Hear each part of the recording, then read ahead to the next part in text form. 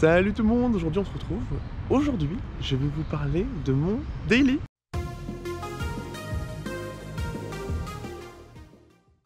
Alors mon daily, il faut savoir que c'est quand même l'opposé. Mais quand je dis l'opposé de ma E36, c'est réellement ça. C'est-à-dire que la E36 elle est pas pratique pour tous les jours. Elle consomme plutôt bien, mais là il y a un petit lien quand même.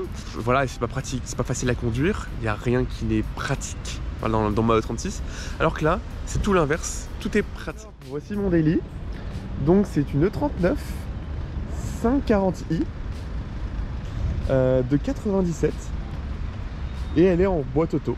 Donc voilà, la carrosserie a été faite pas longtemps avant que je l'achète. Une modification qui ont été faites sur beaucoup de 540i, c'est qu'en fait ils enlèvent le silencieux, ils mettent juste un tube et c'est la sonorité parfaite. C'est pas trop fort ni pas assez. Alors pour l'intérieur, donc voilà, c'est un intérieur gris. Bon, moi j'étais pas très fan, mais bon, disons que elle avait quand même un très bon point cette voiture. Et c'est ce qui me l'a fait l'acheter, c'est qu'en fait, elle a... Alors, quand je l'ai acheté, elle avait 180 000 bornes. Ce qui, pour une 540i E39 dans cet état, parce que là franchement je vous le dis, en dessous du châssis c'est pas de rouille, elle est nickel. Au niveau du kilométrage, donc avec 180 000 bornes, c'était la meilleure offre que j'ai fait. Bon, certains puristes diront, bon c'est une boîte auto, c'est pas ouf. Je dois avouer, niveau performance, c'est pas ouf, mais d'un point de vue confortable, daily, utilisation, niveau pratique, c'est juste la folie. Puis voilà, ouais, c'est clair que bon, on sent des fois, c'est un convertisseur de couple, il y a un peu de perte, mais franchement, c'est quand même ultra pratique. Il y a un gros autoradio qui est pas du tout dans l'air du temps de la E39, mais bon, j'ai Google Maps, j'ai YouTube, c'est quand même super pratique. Alors ce qui est pratique, c'est qu'il y a des vides poches.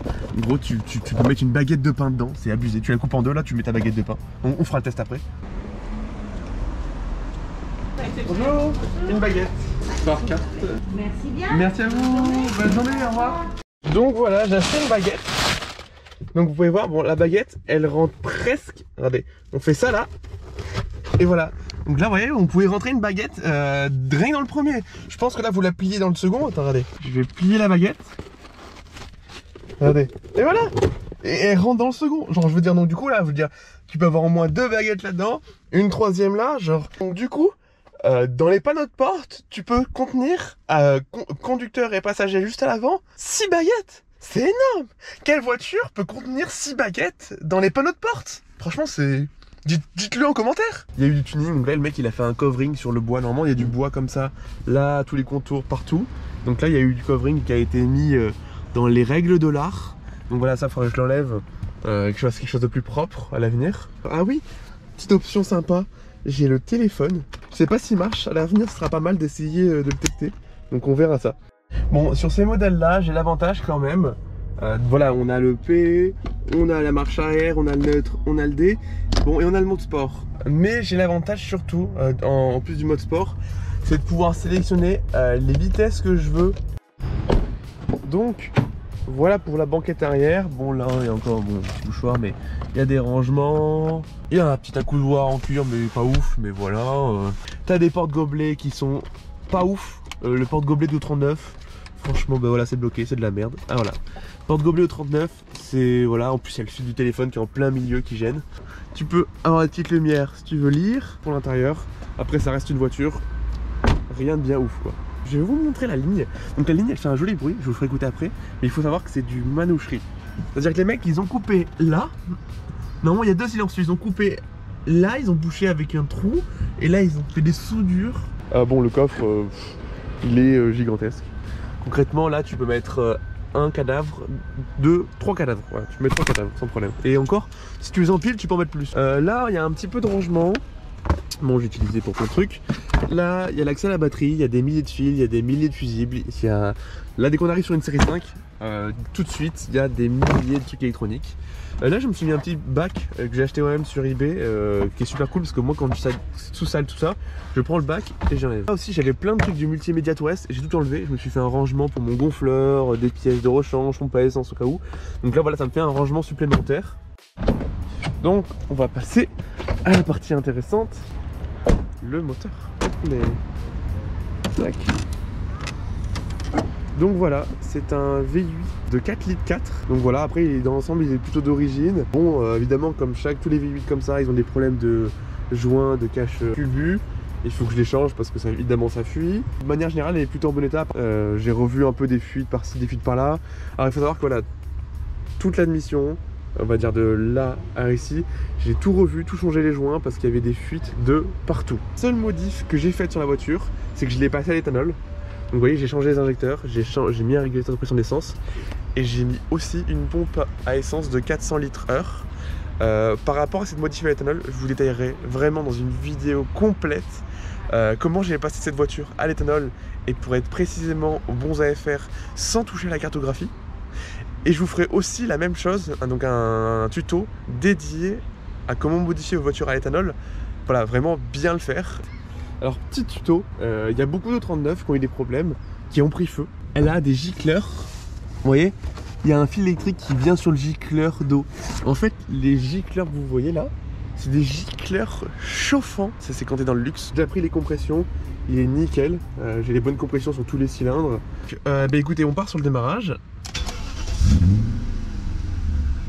Vous voyez là, de manière générale comme ça, la voiture est quand même très silencieuse. Voilà.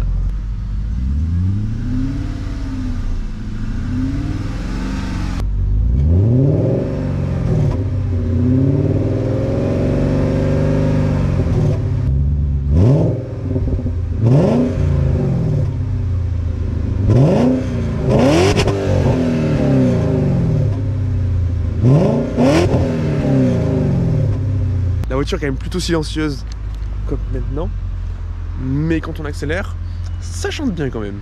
Voilà, on a fait le petit tour de la voiture, donc on part la tester. Alors, on démarre, voilà. Donc là, on est dans le luxe, on est dans le confort. Tu touches manette, ça avance tout seul. Il n'y a pas besoin de débris, rien de tout ça. La voiture en D là, tout se fait tout seul. On va mettre un peu de clim parce que c'est le luxe la clim quand même. Alors celui-ci, il faut le dire, il fait 286 chevaux. C'est pas foufou. Sensationnellement parlant, premier, deuxième rapport. Après voilà, de toute façon, le V8 est très linéaire quand même dans la tour. Il est très coupleux, mais bon, assez linéaire. Puis la voiture, on parle d'une grosse voiture, donc ça va. Mais quand même la voiture, pour une voiture de 97, en convertisseur de couple avec la boîte auto, franchement ça va. Pour comparer à la E36, on va dire qu'en première seconde, quand le couple sort en première, vraiment première ou seconde, tu te dis ah c'est marrant. Regardez là. Franchement, elle se conduit toute seule. Ça c'est abusé ça. Là, la boîte auto elle passe, les vitesses elles passent comme dans du beurre. Vitesse très longue. Pour vous donner un exemple, quand je roule à 130, je suis à 2400 tours minute. Et pour arriver à 3000 tours minute, il faut que je roule à 160. En fait, même quand je roule en ville, la voiture elle est souvent aux alentours des... Elle est à tout casser à 1500 tours minute. Vous voyez là je roule. Bon attendez, je lance un peu plus vite. Ouais, là je roule à quoi? Je roule à 50, je suis à 1100 tours minute. Du coup, du fait d'être souvent autant dans les bas-tours, je pense quand même que d'un point de vue usure du moteur, moins le moteur tourne vite, moins ça use la segmentation, les coussinets. Du coup, plus le moteur, on va dire qu'il a une durée de vie grande.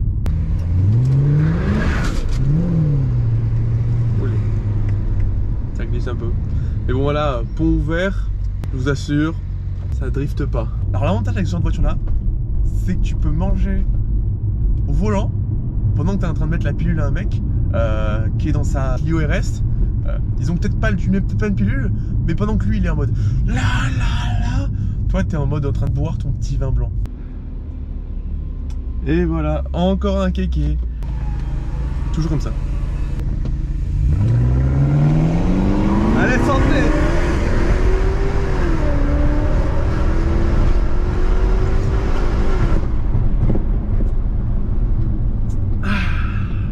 Voilà pour la présentation de ma série 5, de mon E39. Voilà, ce qu'il faut retenir, c'est que c'est quand même un très bon véhicule, qui sont arrivés quand même, malgré tout, à faire quelque chose, bon voilà, pour l'année, donc 97 voitures, qui a beaucoup de compromis, qui surtout sur autoroute consomme du 9,5 litres en 97 avec un V8 de 4,4 litres. Bon là elle est pas donc elle doit consommer sûrement moins à l'essence. Pour moi, de mon point de vue, c'est quand même super daily.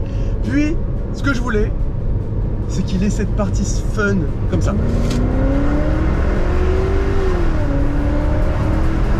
Allez, ciao ciao!